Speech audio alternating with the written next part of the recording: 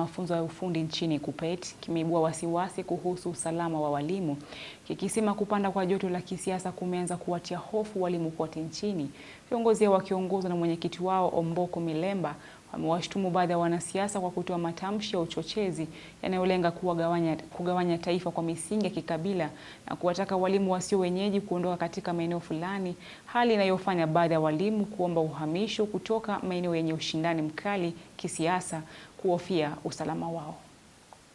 Tunatoa onyo kwa wanasiasa na viongozi ambao wanatoa matamshi na kuelekeza injili ya ukabila na kuambia wale ambao sio wa sehemu fulani waweze kuondoka, kwamba hiyo hatutakubali kama chama, kama walimu, sababu walimu ni baadhi ya wale watu ambao wanaeneza ile utangamano ama kukuja pamoja kwa nchi.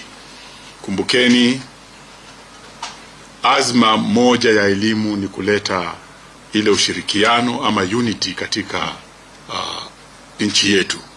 We urge the police, the Directorate of Criminal Investigations and the National Cohesion and the Integration Commission to act with speed to hold politicians to account for the speech before it is too late. Security agencies must also address the emerging culture of Goonism, which is formalizing political violence in Kenya.